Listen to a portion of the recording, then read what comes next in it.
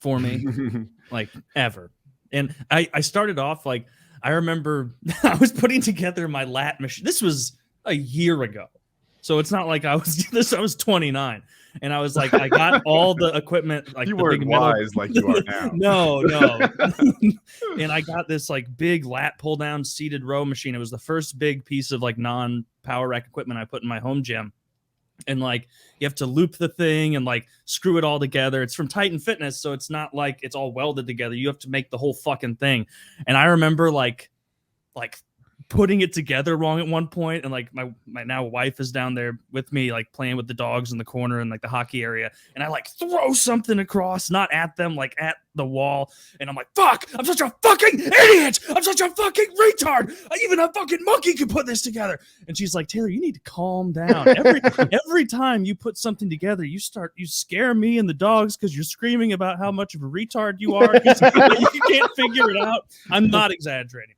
No, I'm not being hyperbolic for the sake of comedy. And I've had to like tell myself when I have trouble putting other things together now, like, it's okay.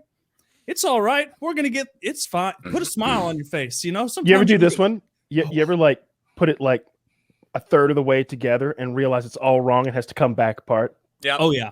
Yeah. That's what the problem was. Yeah. Ooh, I had already gone back with some things to like extra tighten the bolts. Yeah.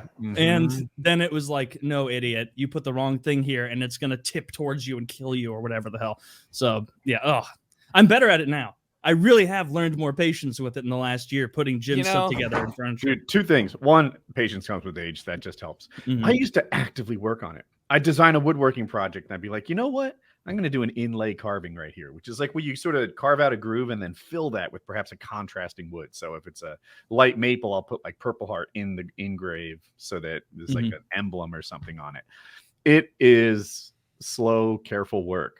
And it was just to work on patience like it was a skill, not an attribute. That's good. That's a good idea. That's very zen of you. I was gonna say, I feel like I actually enjoy putting furniture together if it is reasonably, like if I can do it myself. I hate asking for help when I'm like, okay, I can build it. But the problem is that I'm impatient and I'm not good at following directions. And oftentimes I am doing it when I'm high. So I'm like, I get excited. I put the music on and I'm like, oh boy.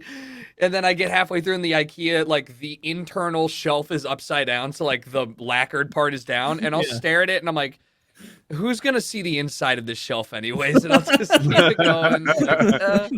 You just keep going. Yeah, I'm not going to undo it all. IKEA furniture is made to be assembled once and never unassembled. Like that's throwing it away. It will fall apart. It falls apart eventually. It's kind of crap, mostly. Oh, for sure. It looks good in this showroom. It does. They have their store is such a trap. Like you can't just go a little bit into an IKEA. Meatballs, Taylor. Well, that's also predatory. I've written to Costco with the same complaint. Those hot dogs predatory. All those hot They're dogs. They're too affordable. God damn it. Yeah, the nachos, the pizza, all the little samples. Man, I haven't been to Costco in forever. Yeah, I don't think I've ever been. That's the most fun grocery store to go to. I don't know what about it is so much fun. Maybe because like you're like, I'm